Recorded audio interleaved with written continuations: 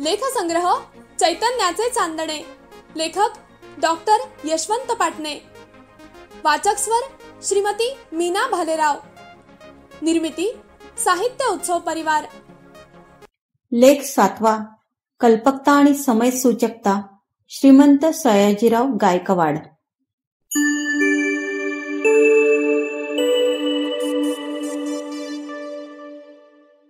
एखादे गाव निसर्ग सौंदर्यामुळे नावारूपाला येते, तर काही वेळा एखादे नगर तिथल्या प्रशासकाकडे असणाऱ्या सौंदर्य दृष्टीमुळे प्रेक्षणीय होऊ शकते. बडोदा ही अशीच एक प्रेक्षणीय नगरी आहे. तिथले वस्तुसंग्रहालय, लक्ष्मीविलास राजवाडा, महाविद्यालय, रुग्णालय यांच्या सुंदर वास्तू हे सारेच पर्यटकांना भुरळ घालते. श्रीमंत सयाजीराव गायकवाड यांच्या कल्पक आणि कलापूर्ण नजरेमुळे हे कलावैभव जन्माला आले. पंडित मदनमोहन मालवीय यांनी हिंदुस्थानातील आदर्श राजा म्हणून त्यांचा सार्थ गौरव केला. प्रशासकीय क्षेत्रात शिस्तीला प्राधान्य देणाऱ्या सयाजीराव महाराजांनी सामाजिक क्षेत्रात मानवतेची मुद्रा उमटविले.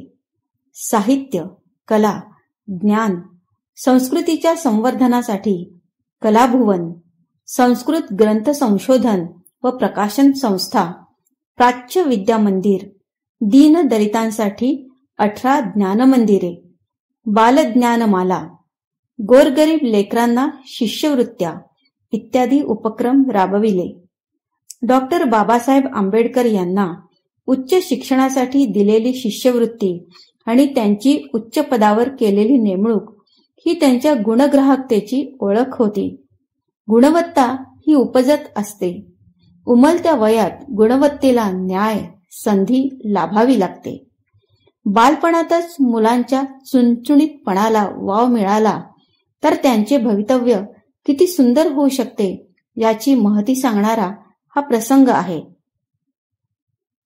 बडोदे संस्थानचे महाराज खंडेराव यांचे 1870ला अल्पशा आजाराने निधन झाले. त्यावेळी त्यांच्या महाराणी जमनाबाई गरोदर होत्या. त्यांना मूल होईपर्यंत खंडेरावांचे भाऊ मल्हारराव यांच्याकडे संस्थानचा कारभार सोपवायचे ठरले. जमनाबाईला कन्यारत्न झाले आणि मल्हाररावांचे फावले. आता आपल्याशिवाय आहेच कोण, म्हणून त्यांनी स्वतःची हत्तीवरून मिरवणूक काढली. मल्हारराव धूर्त व कपटी होते. त्यांच्या मनमानी कारभाराने रयत हैराण झाली. अखेर सरकारने मल्हाररावांना पदच्युत केले आणि जमनाबाईंना दत्तक पुत्र घेण्याची परवानगी दिली. दत्तक कोणाला घ्यायचे? जमनाबाईंना नाशिक मालेगाव जवळच्या कवळण्याच्या गायकवाड वंशजांची आठवण झाली. नाशिकचे तत्कालीन कलेक्टर इलियट यांना खात्री करायला सांगण्यात आले. त्यानुसार ते कवळण्याला घोड्यावरून गेले, खात्री केली आणि सूचनेनुसार गायकवाड वंशातील 3 मुलांना बडोद्याला पाठविण्याची तयारी केली. दादासाहेब, संपतराव व गोपाळ अशी 3 मुले निवडली. पैकी 2 शाळा शिकत होती. त्यातील गोपाळ गुरामागे हिंडायचा, गुराखीच तो. या 3 मुलांपैकी एकाचीच निवड होणार होती. या 3घांना प्रथम नाशिकला आणून त्यांच्या अंगच्या मापाचे कपडे शिवण्यात आले. नंतर 3घांना बडोद्याला रवाना केले. महाराणी जमनाबाईंपुढे 3 मुलांना सादर करण्यात आले. महाराणी चिकाच्या पडद्याआड होत्या. त्यांनी 3घांना एकच प्रश्न विचारला, तुम्हाला इथे कशासाठी आणले आहे? पहिला म्हणाला, माले काय माहीत. दुसऱ्याने सांगितले, शाळा शिकाले. आणि सर्वात शेवटी गोपाळने हाताची मूठ उंचावत बाणेदारपणे उत्तर दिले, मी बडोद्याचा राजा होण्यासाठी आलो आहे. या आत्मविश्वासपूर्ण उत्तराने महाराणी चमकल्या. गोपाळच्या तीक्ष्ण भेदक डोळ्यांकडे पाहून आनंदल्या. त्यांना हा पोर निश्चयी बुद्धिमान वाटला. विश्वासातल्या मंडळींना 3 मुलांचे निरीक्षण करायला सांगितले. निरीक्षकांचे मत महाराणींच्या मताशी जुळले. गोपाळचे नाव बदलण्यात आले. सयाजीराव असे नवे नामकरण झाले. सयाजीरावांना अश्वविद्या, धनुर्विद्या शिकवण्याचे फरमान काढले आणि एक दिवस सयाजीरावांची परीक्षा घेण्यासाठी वराड शिक्षण खाते प्रमुख श्रीराम जठार यांना बोलाविले. महाराजांची प्रगती कौतुकास्पद होती, पण राज्याची धुरा सांभाळण्यासाठी आवश्यक असते व्यवहार ज्ञान. नेमकी याच ज्ञानाची परीक्षा घेण्यासाठी जठार साहेबांनी आपल्या बोटातील अंगठी काढून सयाजीरावांसमोर धरली आणि प्रश्न विचारला, या अंगठीतून सयाजीराव जाऊ शकतील का? थोडा वेळ विचार करून सयाजीराव म्हणाले, होय, जाऊ शकतील. कसे शक्य आहे?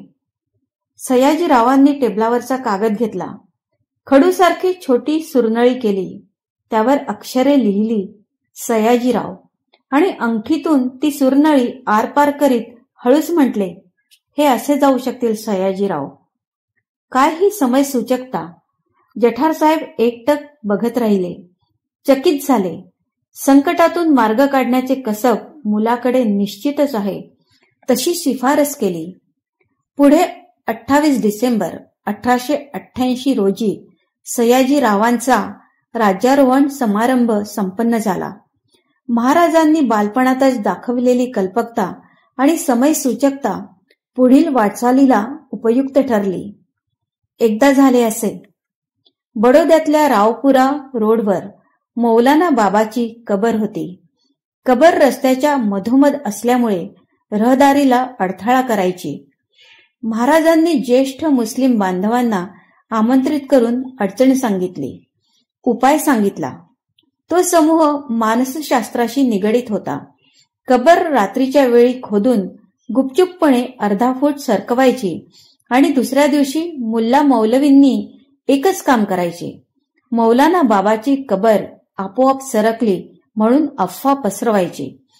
त्यानंतर महाराजांनी स्वतः पुढे येऊन समारंभपूर्वक कबरीवर हिरवी चादर टाकायची असे ठरले. कबर रात्रीच्या अंधारात ठरल्याप्रमाणे अर्धा फूट सरकली. दुसऱ्या दिवशी गावात अफवा पसरली.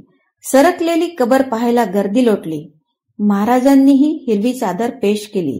2-4 महिन्यात कबर सरकत सरकत रस्त्याच्या कडेला आली. रावपुरा रोड रुंद झाला. अडचण दूर झाली. पिवळा गेट दर्गा म्हणून कबरही प्रसिद्ध झाली. अंगठीतून सयाजीराव गायकवाड असे जाऊ शकतात या बालवयातील उत्तराची प्रचिती उतारवयात आली. सयाजीरावांच्या कल्पकतेची, समय सूचकतेची कदर महाराणी जमनाबाईंनी केली. सयाजीरावांनी संधीचे सोने केले. राज्य ही जनतेची राजाकडे असलेली ठेव आहे. राजा तिचा प्रमुख विश्वस्त आहे असे समजून सत्ता जनहितार्थ राबविणारे सयाजीराव गायकवाड हे कुशल प्रशासक होते. संस्थानातील 3500 गावांपैकी 2500 गावात त्यांनी शाळा सुरू केल्या. उद्योगधंद्याच्या प्रसारासाठी राज्यात रेल्वेचे जाळे पसरविले. बंदराच्या कामात लक्ष घालून दळणवळण व्यापार वाढविला. ऑलिम्पिकसाठी उत्तम खेळाडू तयार करून क्रीडा क्षेत्राचे वैभव वृद्धिंगत केले. गोरगरिबांना सामाजिक न्याय दिला. शेतकऱ्यांना आधार दिला. कलावंतांना प्रोत्साहन दिले. ललित कलांचा विकास केला. साहित्य संमेलनाला आर्थिक मदत करून आपले रसिकत्व सिद्ध केले. राज्यशास्त्र, इतिहास, अर्थशास्त्र, नीतिशास्त्र, भौतिकशास्त्र, खगोलशास्त्र, धर्म, तत्वज्ञान इत्यादी विषयातले उदंड वाचन केले. टिळकांचे गीता रहस्य ते स्फूर्ती गीता मानायचे. महाराणी जमनाबाईंनी खऱ्या हिऱ्याची पारख केली. त्यातूनच सयाजीराव महाराजांसारखे कलाप्रेमी, रसिक, सुसंस्कृत व्यक्तिमत्व उभे राहिले. आता आपण ऐकत होतात लेखसंग्रह चैतन्याचे चांदणे. लेखक डॉक्टर यशवंत पाटणे. वाचक स्वर श्रीमती मीना भालेराव. ही साहित्य उत्सव परिवाराची 2023 ची प्रस्तुती आहे.